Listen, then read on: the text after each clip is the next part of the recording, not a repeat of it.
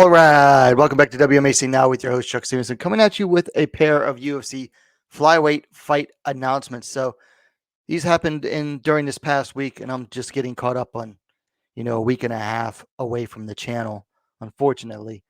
But let's go ahead and get down into it. So first up, we have the number 1 ranked flyweight Katlyn Chookagian taking on the number 6 ranked flyweight Manon Fiorot, and this is supposed to go down at a UFC fight night scheduled for September 3rd in Paris, France. UFC's first trip to France. It should be a good one. We've got 2 long, lanky, rangy strikers about to go off. One fighter who has not lost yet inside the UFC, another fighter who's perennial contender, basically. I mean, she's ranked number 1 for a reason. So this should be a good one. I'm looking forward to this fight if it goes down. And I'm saying if, and I'll get to that in a minute. But let's go ahead and look at the stats on this one. So blonde fighter Chookagian coming in at 18-4. The beast Fiorot coming in at 9-1. Now, Chookagian is riding a 4-fight winning streak since a loss over a year and a half ago to Jessica Andrade. She's defeated Cynthia Calvillo, Viviane Araujo, Jennifer Maia for a second time, and then Amanda Hebos, all by decision. The Hebos one was just a little over a week ago.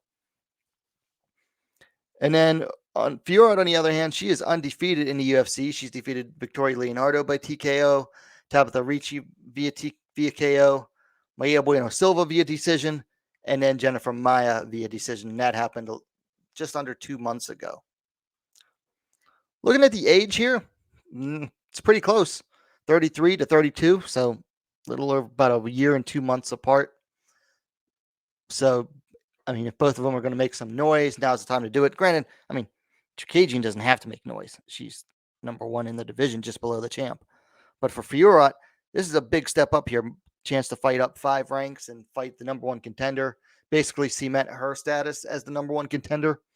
And at 32 years old, it's now or never. I mean, I'm not saying she's old, but she's not going to get any younger from this point. Looking at the height here, Fiorot's usually the taller fighter in a lot of her fights, but she's not here. 5'9", 175 centimeters for Chookagian to 5'7", 169 centimeters for Fiorot. 68-inch reach, 173 centimeters for Chookagian. 66-inch, 168 centimeters for Fiorot. So I said if this goes down. That is tentatively scheduled for September 3rd for Paris. Apparently, Katlyn Chookagian was on Instagram Live, did an Instagram Live the other day, and said that she doesn't know where people are getting that date from because it's not good for her. I have not seen that myself, so I'm only going by secondhand information, so we'll have to see. As of right now, I believe it is officially scheduled, but we'll see. It wouldn't be the first time that the UFC announced a fight or made a fight or let a fight be leaked in order to force another fighter's hand. I mean, they've done that so many times now. It's practically standard operating procedure. But like I said, these are 2 long, lanky, rangy fighters. We've got the perennial contender versus someone who is getting a fast push up. I mean, let's be honest here. Fiorot is getting a fast push up. Now, people are going to say, well, you're just hating. No, it's being honest. I mean, she went from fighting Maida Bueno Silva, who I don't think was even ranked at the time, to fighting Jennifer Maia, who was in the top 5. Excuse me. She's getting a fast push up. UFC wants that French market, and they also need new contenders for the flyweight champ, Valentina Shevchenko. But let's talk about the actual mechanics of this fight. Let's not waste too much time talking about the politics and everything. So what do we have here? We have 2 long, lanky, rangy fighters, like to throw punches from at range, like to throw kicks at range. This is going to be a battle of who can battle of the reach, basically. Now, going back to the stats, Chookagian by numbers has the height advantage. She has the reach advantage. It's not like nothing insurmountable or anything, but she does have that advantage. Um, I wouldn't say they have super similar styles. I mean, like I said, they both like to fight at range, but Fiorot is less, or I would say no, she's more inclined to get on the inside to go to a fighter to take it to them than Chookagian is. But also Fiorot is just as willing to stay on the outside and basically make fighters try to come to her and then back them up with her kicks. Whereas I would say Chookagian is normally a more aggressive fighter in that she will go forward attacking fighters, but she keeps them at the edge of her range. So it just really depends on who they're facing. Because when Fiorot fought Maya, what did she do? She stayed on the outside the whole time and kept Maya on the outside the whole time. She just basically spammed the side kick to keep Maya on the outside for most of the fight and used her punches as well.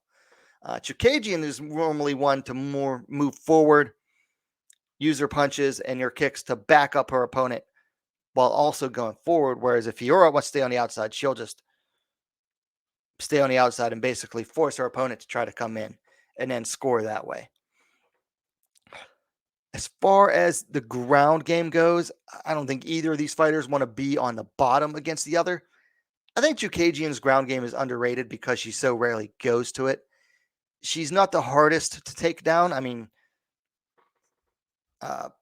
Amanda Hebos, who's a smaller fighter, was able to take her down multiple times. So I think Fiorot will be the fighter most likely to get the takedowns if it goes there. But I don't think either fighter wants to be underneath the other. It's going to be about who gets on top. Whoever gets on top is going to be winning the rounds there. But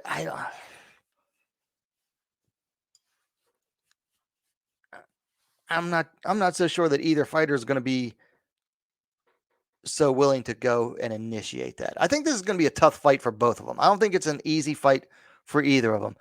There are a lot of people pushing Manon right now, like really pushing her forward on the internet and stuff, like big fanboys and stuff of her. And I know Chookagian doesn't exactly have a lot of fans because of her boring style, but let's be honest here. Manon has faced what, 2 legit opponents in the UFC, and she went to decision both times.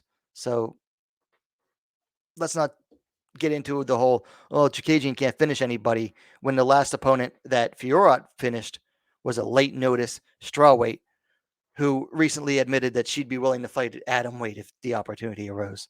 So, yeah, Manon has more finishes overall, but who against who? Against who? It's all about the caliber of the opponent.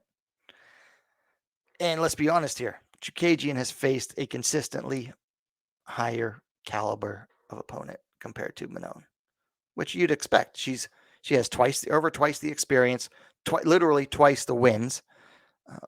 Former title challenger and has been in the UFC a lot longer and fought at bantamweight too. Like I said, I don't think this will be an easy fight for either of them. Now, granted, Chookagian lost some value, we'll say, lost some steam, momentum in going to that split against Hebos. I don't think she thought Hebos would be able to take her down as easily as she did.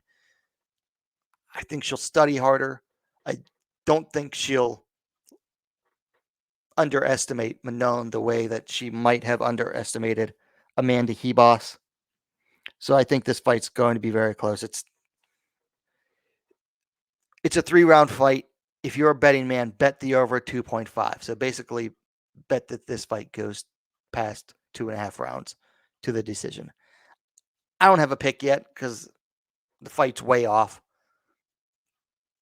But I think the smart choice here, if you are a betting person, would be to bet for this fight to go to decision.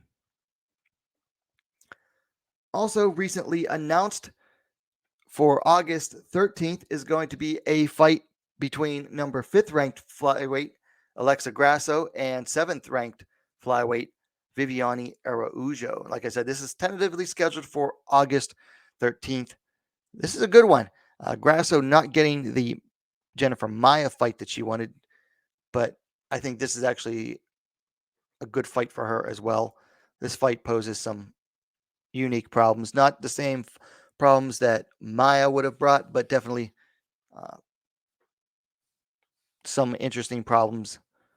Anyway, for Araujo, it's a chance to get moved back up in the rankings because I believe she was as high as number 5.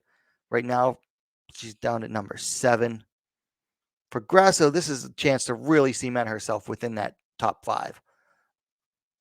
And to keep, I wouldn't say she'll move up with a win here, fighting down at number 7, but she'll definitely cement her status there. So this is an interesting one. Battle of strikers, but both of whom have shown a more willingness to go to the ground recently. No stats available from Tapology, so I had to write these down, which makes me wonder, maybe this fight's not official yet. I've seen it a bunch of places, but we'll see. Anyway, Grasso comes in at 14-3. Araujo comes in at 11-3. Now, Grasso is on, I believe, a 3 or 4 fight winning streak. Her most recent win was her first UFC finish via submission, rear naked choke over Joanne Wood. Araujo coming in at 11-3. She's coming in off of a very recent unanimous decision win over Andrea Lee, in which she actually showed good cardio. Honestly, the first time I've ever seen her show good cardio. And I knew about her before she got into the UFC. Looking at the age here, age favors Grasso. She's 28 to Araujo's 35. Araujo's definitely on the wrong side of her 30s at 35. If she is going to really make a run for the title, she's got to get the win here, and this is the last chance for it. More than likely. Araujo just slightly taller, 5 feet 4 inches, 163 centimeters. To Grasso's 5 feet 3 inches, 165 centimeters. And Araujo has the reach here, 68 inches, 123 centimeters to 66 inches, 168 centimeters. So I think that height, slight height, but a little bit more reach advantage I think that'll help Vivi in this fight. But it's not the first time that Grasso's fought at a reach disadvantage or in anything. This is a very interesting fight. Both throw hands. Now, Grasso is more of a volume, stick and move fighter, whereas Araujo is more of the power hitter. So each of them poses problems for the other on the feet. Both primarily boxers, though. Both primarily boxers, but yeah, Grasso's about the finesse game, the speed, whereas Araujo, up until her last fight against Andrea Lee, she had a really bad habit of throwing every punch as if it's going to be the fight-ending punch, and then by the end of the first round, she'd basically be done, cardio-wise.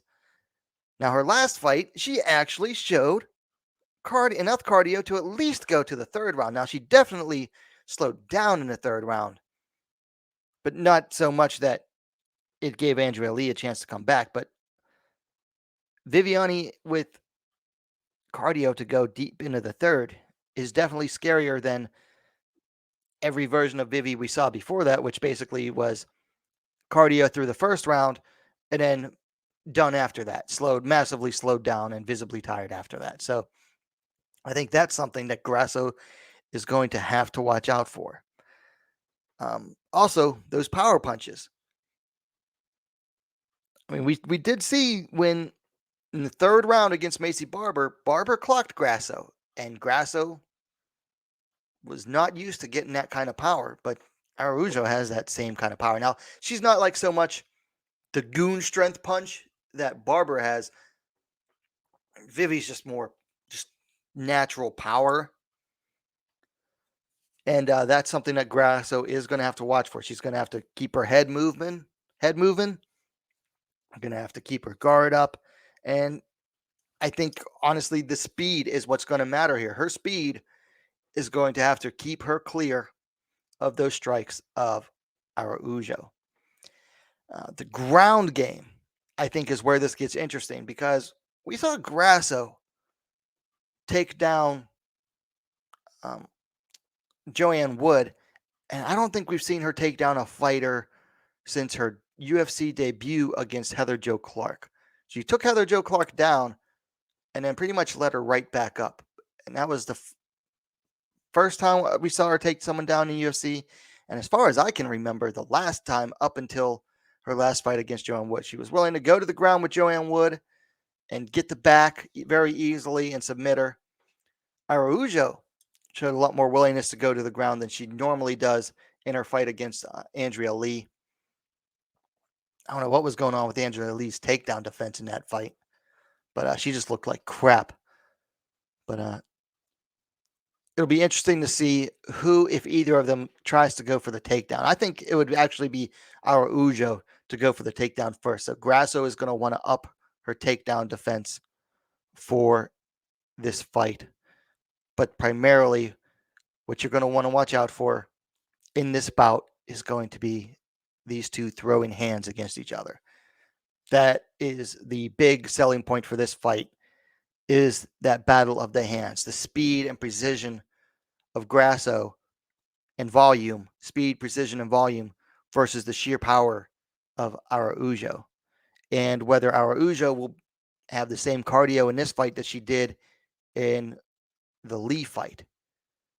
Because if she is able to keep her cardio into the second and third rounds, that's a scary proposition. Whereas if she doesn't, then that's very good for Alexa Grasso, who doesn't get tired in fights and keeps the same pace throughout fights. So that will be very interesting to see. So definitely keep an eye out for these two to be throwing hands at each other. So let's make a good fight. We've got Mexico versus Brazil in a battle of fisticuffs, or MMA fisticuffs. Anyway, those are my thoughts on these two bouts. I'm looking forward to both. We've got Chook versus Fiorot going down September 3rd, tentatively, and Grasso versus Araujo, tentatively going down August 13th. Keep an eye out for both of these. Let me know your thoughts on the fights in the comments down below. If you liked the video, please give it a like, share it as well, and while you're at it, don't forget to subscribe to WMMA Scene Now, the best, most complete women's mixed martial arts dedicated platform on YouTube. Thanks for watching. We'll see you next time.